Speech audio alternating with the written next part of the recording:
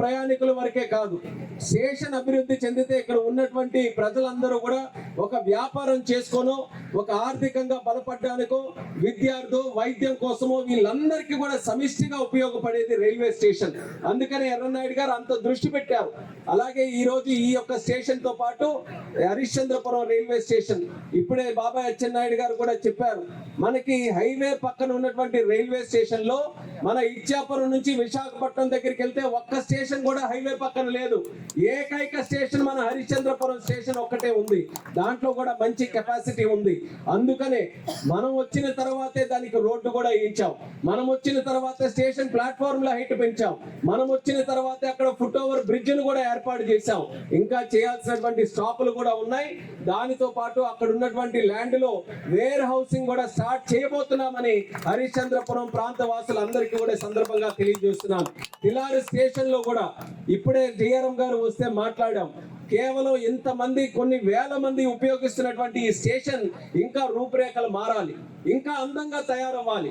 వస్తున్నప్పుడే ఈ స్టేషన్ తాలూకా అందం ఏంటో ప్రతి ఒక్కరికి తెలిసే విధంగా సర్క్యులేటింగ్ ఏరియా అంతా కూడా మార్చి ఇంకా బ్రహ్మాండంగా అందంగా తయారు చేయడానికి రానున్న రోజుల్లోనే చర్యలు కూడా మొదలు పెడతామని తిలారి ప్రాంత వాసులకి ఇక్కడ ఉన్నటువంటి వారందరికీ కూడా తెలియజేస్తున్నాం.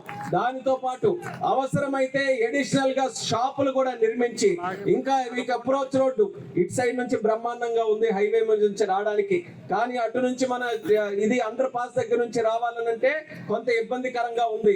ఆ రోడ్డును కూడా రైల్వే వాళ్ళే టేకప్ చేసి బ్రహ్మాండమైనటువంటి అప్రోచ్ రోడ్డు ఇటు నుంచి వచ్చిన అటు నుంచి వచ్చిన రైల్వే స్టేషన్ కి ఇబ్బంది లేకుండా బ్రహ్మాండమైన రోడ్డు ఏర్పాటు చేసే బాధ్యత కూడా రైల్వే తరపున మేము తీసుకుంటామని తెలియజేస్తున్నాను. అండర్ పాస్ల దగ్గర ఎక్కడైతే వాటర్ నిలిచిపోతుందో, నేను పార్లమెంటులోకి వెళ్ళినప్పుడు పార్లమెంటు సభ్యులు దేశ నలుమూలల నుంచి విచ్చేసిన వాళ్ళు మాట్లాడినప్పుడు కూడా ఇదే సమస్య చెప్తూ ఉంటారు.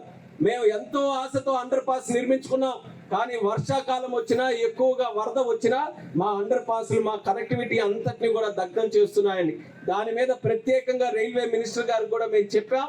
ఏదైనా ఒక రకంగా ఒక మంచి సొల్యూషన్ తో భవిష్యత్తులో ఇబ్బంది లేకుండా అండర్ పాస్లు అన్నింటినీ కూడా నీటి తాలూకు సమస్య లేకుండా చేయడానికి చర్యలు తీసుకుంటామని కూడా తెలియజేస్తున్నాను. ఈ యొక్క ఎక్స్ప్రెస్ ట్రైన్ మీ అందరి కోసం చేసినటువంటిది. చాలా కాలం నుంచి ప్రయత్నం చేస్తున్నాను స్టాపేజీల గురించి. అశ్విని వైష్ణవ్ గారికి కూడా ఇక్కడ నుంచి ప్రత్యేకంగా ధన్యవాదాలు తెలియజేసుకుంటున్నాను. ఆయన తాలూకా సహకారంతో నేను ఎన్నిసార్లు అడిగాను, ఒక్క స్టాప్ కూడా రాలేదని అంటే ఒకేసారి 3 స్టాపులు మంజూరు చేశారు. ఇక్కడ తిలారులో ఒకటి, ఇచ్చాపురంలో ఒకటి, బారువాలో ఒకటి చేశారు. ఇంతటితో ఆగిపోవట్లేదు. భవిష్యత్తులో మరిన్ని స్టాపులు ఇక్కడ తీసుకొని రావడానికి నా ప్రయత్నం నిరంతరం కొనసాగుతూనే ఉంటుందని ప్రజా సాక్ష్యంగా ఈ సందర్భంగా మరొకసారి తెలియజేస్తున్నాను. ఎర్రన్నాయుడు గారు ఉన్నప్పుడు రైల్వేస్ అభివృద్ధి చేశారు, ఎర్రన్నాయుడు గారు ఉన్నప్పుడు హైవేస్ అభివృద్ధి చేశారు. 2 లేన్లను మనం 3 లేన్లుగా చేసుకొని ఆ హైవేస్ ను కూడా ఈరోజు చేశాం. ఈ రోజు మా ఇద్దరి మీద ప్రధానమైనటువంటి బాధ్యత ఉంది. జిల్లాని మరింత అభివృద్ధి చేయాలి, వెనకబాటు తనాన్ని మనం తీసివేయాలి, మళ్ళీ ఒక ప్రధానమైన అభివృద్ధి చెందిన జిల్లాగా తయారు చేయాలి. అందుకే ఒక పక్కన పోర్టు తయారు చేయడానికి అచ్చెన్నాయుడు గారు పూనుకొని ఈ రోజు మనం మూలపేటలో బ్రహ్మాండమైనటువంటి పోర్టు ఈ సంవత్సరంలో ప్రారంభించబోతున్నామని ఈ సభాముఖంగా తెలియజేస్తున్నాను. అలాగే మా శాఖ తరపున ఒక ఎయిర్పోర్ట్ కూడా మనకి నిర్మించాలని నా వంతుగా నా ప్రయత్నం కూడా నేను చేస్తున్నాను. అంటే హైవేస్, రైల్వేస్, పోర్టు, సముద్ర మార్గంలో, అలాగే మన ఎయిర్పోర్టు, ఇవన్నీ కూడా మన జిల్లాలో ఏర్పాటు చేసుకుంటే మన రాష్ట్రం దేశమే కాదు విదేశాల నుంచి కూడా ఎవరైనా ఇక్కడికి రావడానికి అందరికీ కూడా ఆమోదయోగ్యంగా ఉంటుంది, పెట్టుబడులు పెట్టడానికి ఉంటుంది. ఎందుకనంటే నా ముందు కనబడుతున్న వాళ్ళు అత్యధికంగా ఉన్నది యువత. ఈ రోజు ఉన్నారు, యువత కోరుకుంటున్నారు ఉద్యోగాలు రావాలి, కంపెనీలు రావాలి, జిల్లా అభివృద్ధి చెందాలని. మోదీ గారి తాలూకా సహకారం మనకుంది, ప్రధానమంత్రి గారి సహకారం, అలాగే చంద్రబాబు నాయుడు గారి తాలూకా ఆశీర్వాదం ఉంది. వీళ్ళిద్దరి శక్తుల్ని కూడా మనం ఉపయోగించుకొని జిల్లాని అన్ని విధాలుగా మేము అభివృద్ధి చేస్తాం. అందులో ఒక కార్యక్రమం ఈ రోజు ఈ స్టాపుల తాలూకా కార్యక్రమాన్ని తెలియజేసుకుంటూ ఈ కార్యక్రమానికి విచ్చేసినటువంటి ప్రతి ఒక్కరికి కూడా మరొకసారి నా హృదయపూర్వకమైనటువంటి ధన్యవాదాలు తెలియజేస్తున్నాను. మీకు ఈ రోజు చెప్పినటువంటివన్నీ కూడా తూచా తప్పకుండా చేస్తాం. మీరు రానున్న రోజుల్లో చూస్తారు రైల్వే స్టేషన్ కూడా మరింత అందంగా తయారు చేసి అందరికీ కూడా వ్యాపార పరంగా కొంత ఉపయోగపడే విధంగా ఈ యొక్క తిలారు రైల్వే స్టేషన్ కూడా భవిష్యత్తులో అభివృద్ధి చేస్తాం. అలాగే అన్ని ప్రాంతాల వారికి కూడా ఇక్కడ చేరుకోవడానికి అన్ని రోడ్లు కూడా సదుపాయంగా ఉండే విధంగా అది కూడా డెవలప్ చేస్తామని తెలియజేసుకుంటూ, కోటబొమ్మాలి RS లో ప్రశాంతి ఎక్స్ప్రెస్ కూడా ఎన్నో సందర్భాల్లో నేను రైల్వే మినిస్టర్ గారి దగ్గర కూడా పెట్టడం జరిగింది.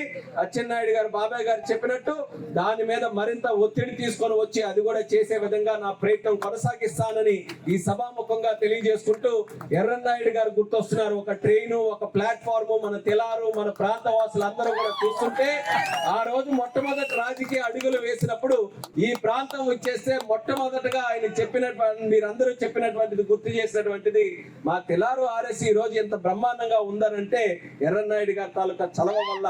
ఆయన ఏ సమస్య వచ్చినా సరే మేము ఆయన దగ్గరికి వెంటనే వెళ్లే వాళ్ళం.